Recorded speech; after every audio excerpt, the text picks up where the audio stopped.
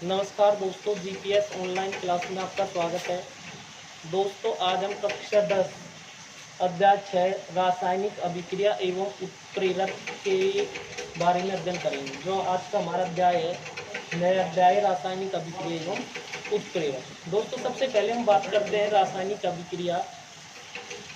आपने देखा होगा कि जो दैनिक जीवन है हमारा, उसमें विभिन्न प्रकार की घटनाएं घटित होती रहती हैं, विभिन्न प्रकार के परिवर्तन होते रहते हैं, विभिन्न प्रकार की रासायनिक घटनाएं घटित होती हैं। जो परिवर्तन घटित होते रहते हैं, उन परिवर्तनों को भौतिक परिवर्तन और रासायनिक परिवर्तन, ठीक है, एक तो कहा जाता है भौतिक परिवर्तन और दूसरा जो कहा जाता है उसे कहा जाता है रासायनिक। तो भौतिक परिवर्तन और रासायनिक परिवर्तन दोनों घटित होते हैं। सबसे पहले हम बात करते हैं भौतिक परिवर्तन। किसकी बात करते हैं दोस्तों? भौतिक परिवर्तन।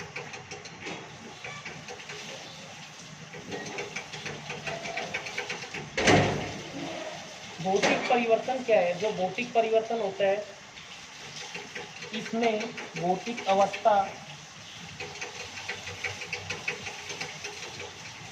और जो गुण होते हैं, उन दोनों में परिवर्तन आ जाता है। भौतिक अवस्था और गुण दोनों में परिवर्तन आ जाता है। साथ साथ इसमें क्या होता है कि अवस्था बदलती है। परिवर्तन का यदि कारण हटा दिया जाए, परिवर्तन का कारण,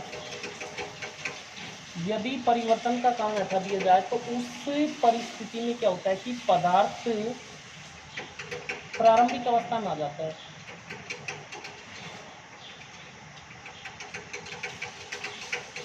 में आ जाता है, ठीक है। वापस देखेंगे क्या है। भौतिक के जब परिवर्तन होता है तो ऐसा परिवर्तन जिसमें भौतिक गुण तथा अवस्था में परिवर्तन होता है, परंतु रासायनिक गुणों में, रासायनिक गुणों में परिवर्तन नहीं होता है, ठीक है। एक तो भौतिक अवस्था चेंज हो जाती है, भौतिक परिवर्तन में गुण चेंज हो जाते हैं, भौतिक गुण, ठीक है, दोनों चेंज हो जाते हैं। भौतिक अवस्था चेंज होती है, भौतिक गुण चेंज होते हैं। यदि परिवर्तन का कारण हटा दिया जाए तो पदार्थ प्रारंभिक अवस्था में आ जाता है। पदार्थ किस में आ जाता है?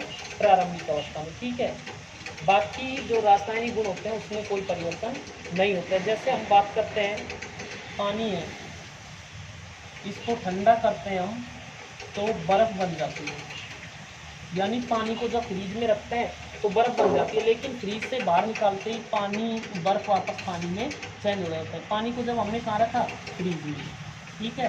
तो पानी से क्या बन गई बात, लेकिन बर्फ को जब बाहर निकाली यानी ताप की उपस्थिति में रखा तो पानी बन गया, ठीक है। कोई समस्या नहीं होनी चाहिए, क्योंकि परिभाषा के रूप में देखें तो भौतिक अवस्था और भौतिक गुण दोनों बदल जाते हैं। अर्थात ऐसा परिवर्तन जिसमें भौतिक अवस्था और भौतिक गुण दोनों बदल जाते हैं। रासायनिक गुणों में कोई परिवर्तन नहीं होता है। यदि परिवर्तन का कारण हटा दिया जाए तो पदार्थ प्रारंभिक अवस्था में आ जाते हैं, ठीक है। जैसे हम बात करते हैं पानी की बर्फ बनना, बर्फ से पानी बनना, ठीक है, तो लिख लेंगे इसको।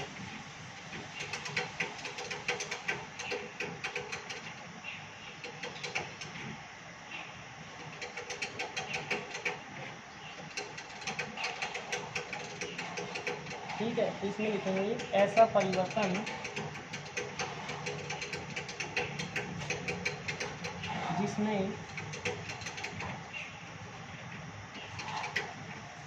जिसमें पदार्थ की भौतिक अवस्था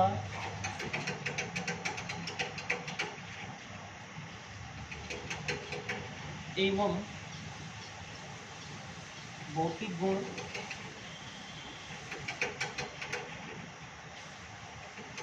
बदल जाते हैं। पदार्थ की भौतिक अवस्था और भौतिक गुण बदल जाते हैं,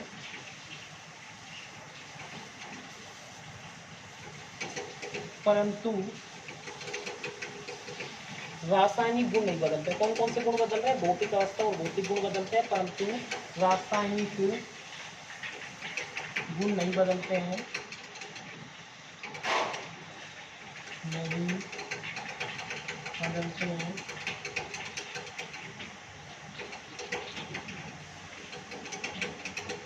भौतिक परिवर्तन कहलाता है। क्या कहलाता है? भौतिक परिवर्तन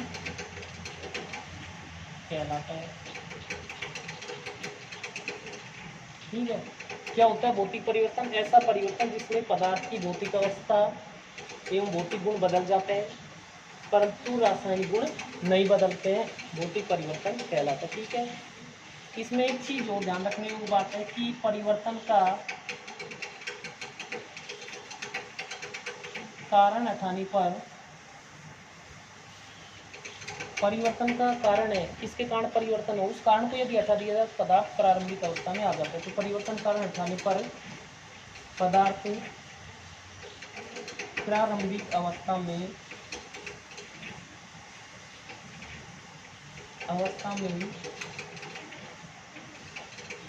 आ जाता है।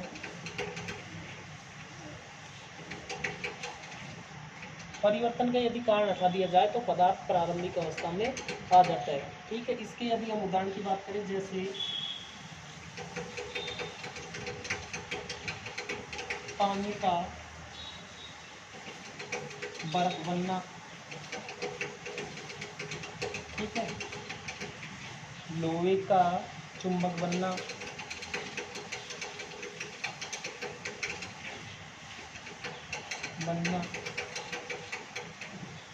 ओनो सागर का ऊर्ध्वपातन,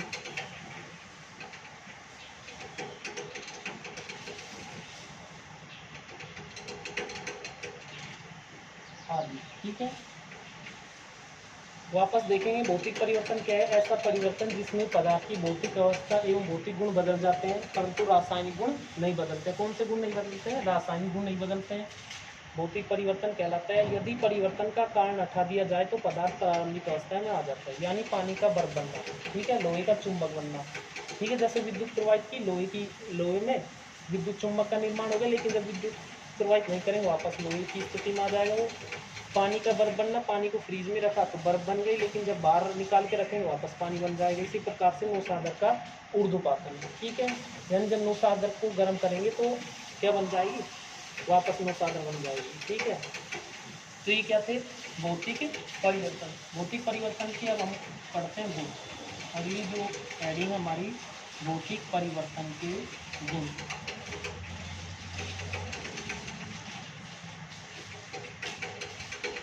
भौतिक परिवर्तन के क्या क्या गुण है? तो सबसे पहला जो गुण है वो क्या है कि पदार्थ की केवल भौतिक अवस्था बदलती है और भौतिक गुण बदलते हैं। तो पहला गुण लिख लेंगे हम इसमें,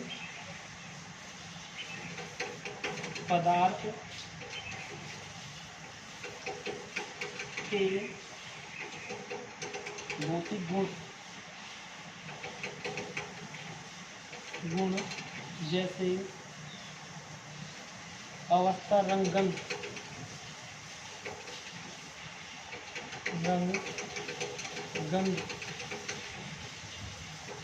आदि में परिवर्तन हो जाता है।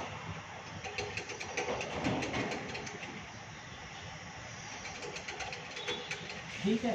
पहली बात, पदार्थ के जो भौतिक गुण है जैसे अवस्था है, रंग है, गंध आदि में परिवर्तन हो जाता है। दूसरा जो परिवर्तन होता है इसका, उस दूसरे परिवर्तन में क्या होता है? परिवर्तन का यदि कारण हटाया जाए तो पदार्थ प्रारंभिक अवस्था में आ जाता है। तो परिवर्तन का कारण हटाने पर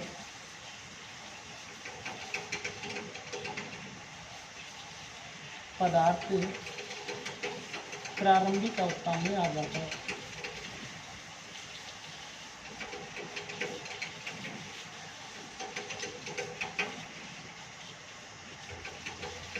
परिवर्तन का जब कारण हटाते हैं तो पदार्थ प्रारंभिक अवस्था में आ जाते हैं। इसका तीसरा जो परिवर्तन है अस्थायी परिवर्तन होता है, यानी जब हम कारण को हटा रहे हैं तो पदार्थ प्रारंभिक अवस्था में आ रहा है, इसलिए परिवर्तन स्थायी है अस्थायी है?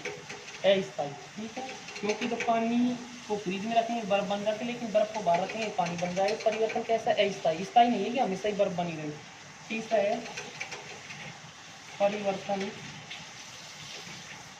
अस्थायी होता है। परिवर्तन कैसा होता है? अस्थायी। और जो चौथा हम बात करते हैं वो क्या है? नए पदार्थ का निर्माण नहीं होता है, नए पदार्थ का निर्माण नहीं होता है। ठीक है, वापस देखेंगे। भौतिक परिवर्तन क्या है? ऐसा परिवर्तन जिसमें पदार्थ की भौतिक अवस्था बदलती है। भौतिक अवस्था जैसे रंग है, ठीक है, या लिखे हमने अवस्था है, गंध आदि में परिवर्तन होता है, तो भौतिक अवस्था बदलती है, गुण बदल जाता है। लेकिन रासायनिक जो गुण उनमें कोई परिवर्तन नहीं आता है, तो ये कहलाता है भौतिक परिवर्तन। यदि इस परिवर्तन के कारण को हटा दिया जाए तो पदार्थ प्रारंभिक अवस्था में आ जाता है। ठीक है, जैसे पानी का बर्फ बनना, लोहे की चुंबक बनना, नौ साधक का ऊर्ध्वपातन। ठीक, ये इसके उदाहरण है। अब हम करते हैं परिवर्तन के गुण। भौतिक परिवर्तन के क्या क्या गुण है? एक तो पदार्थ के भौतिक गुण जैसे अवस्था, रंग, गंध आदि में परिवर्तन। किस किस में? अवस्था में, रंग में, गंध में, तीनों में परिवर्तन आ जाता है। एक क्या परिवर्तन? कारण हटाने पर पदार्थ प्रारंभिक अवस्था में, यदि कारण को हटाए परिवर्तन के को तो पदार्थ प्रारंभिक अवस्था में आ जाता है। परिवर्तन कैसे होता है? अस्थायी होता है, स्थायी नहीं होता है, नए पदार्थ का निर्माण नहीं होता है। ठीक है, कोई समस्या नहीं है। तो अगला जो हमारा टॉपिक है वो है रासायनिक परिवर्तन।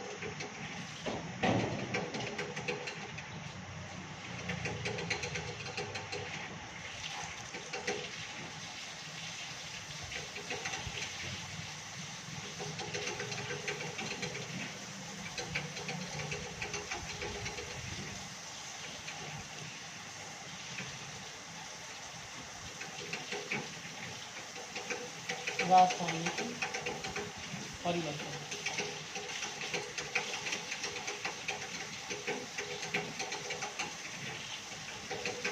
इसमें क्या होता है? रासायनिक संगठन में परिवर्तन आता है।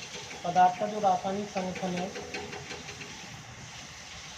पदार्थ के उस रासायनिक संगठन में परिवर्तन आ जाता है। ठीक है, साथ साथ क्या होता है कि यदि परिवर्तन के कारण को हटाए तो भी पदार्थ से प्रारंभिक अवस्था में नहीं आ पाता है। ठीक है, तो इसको लिख लेंगे हम एक बार। इसमें एक नए पदार्थ का निर्माण भी होता है। ठीक है, एक तो रासायनिक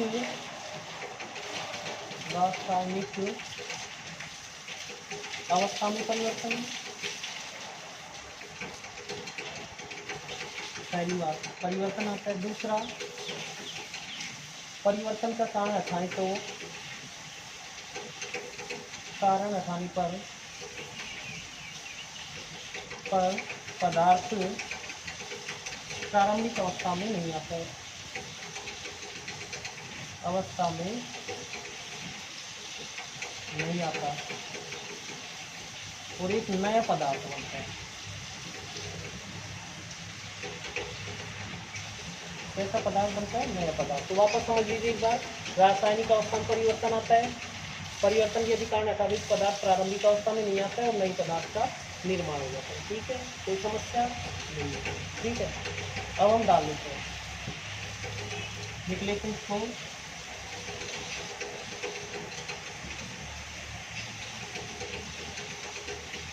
ऐसा परिवर्तन जिसमें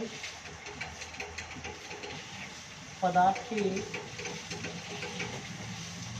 रासायनिक संगठन में परिवर्तन आता है जिससे नए पदार्थ का निर्माण होता है।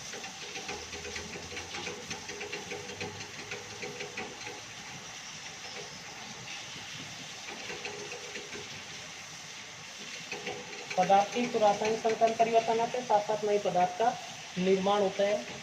परिवर्तन का कारण हटाने पर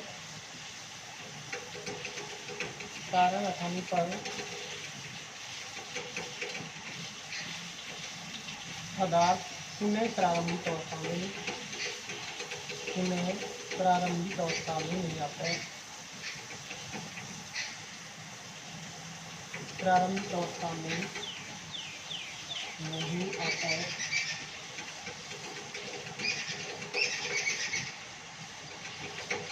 ठीक है, पदार्थ प्रारंभिक अवस्था में नहीं आता है। इसके जैसे उदाहरण लिखेंगे हम, जैसे कोयले को ऑक्सीजन में जलाने पर कोयले को O2 में जलाने पर CO2 बनती है, जलाने पर कार्बन डाइऑक्साइड बनती है, कार्बन डाइऑक्साइड बनती है।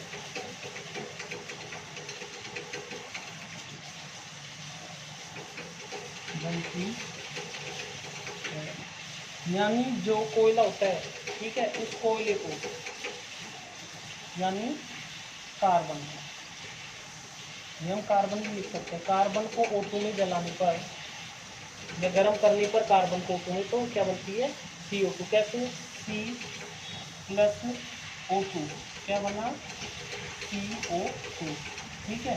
तो इसका एक उदाहरण है, ठीक है। इसके अन्य जो उदाहरण है, दूध से दही बनना है, लोहे पर जंग लगाना है। उदाहरण दूध से दही बनना, लोहे पर जंग लगना आदि।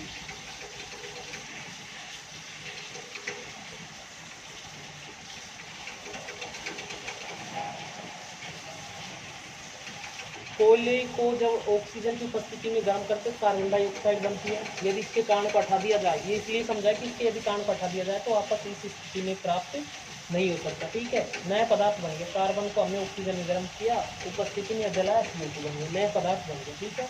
उदाहरण की बात करें तो दूध से दही बनना, वापस दही से दूध नहीं प्राप्त कर सकते। लोहे पर जंग लगना, जंग लगे हुए लोहे का यदि कारण हटाया जाए तो वापस शुद्ध या एक साफ लोहा प्राप्त नहीं कर सकते, तो इसके उनसे परिवर्तन है रासायनिक। इसके उदाहरण गुण की बात करते हैं, रासायनिक परिवर्तन के गुण।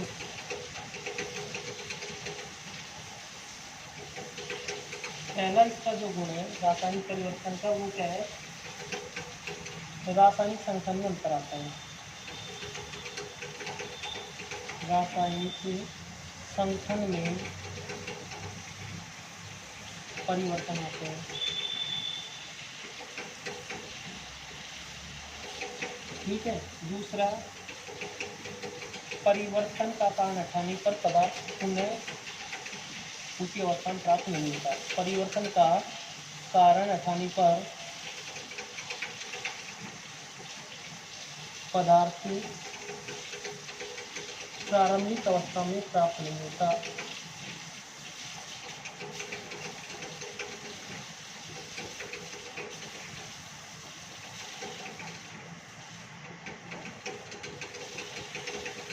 परिवर्तन का यदि कारण हटाए तो पदार्थ प्रारंभिक अवस्था में प्राप्त नहीं होता। तीसरा, एक स्थायी परिवर्तन है,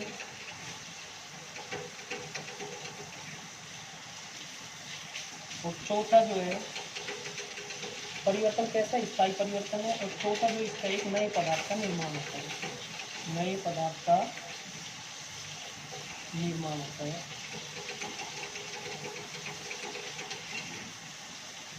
रासायनिक परिवर्तन क्या है, रासायनिक संगठन परिवर्तन आता है, नए पदार्थ का निर्माण होता है। यदि परिवर्तन कारण को हटाए पदार्थ पुनः प्रारंभिक अवस्था में नहीं आता है तो ऐसे परिवर्तन को कहा जाता है रासायनिक परिवर्तन।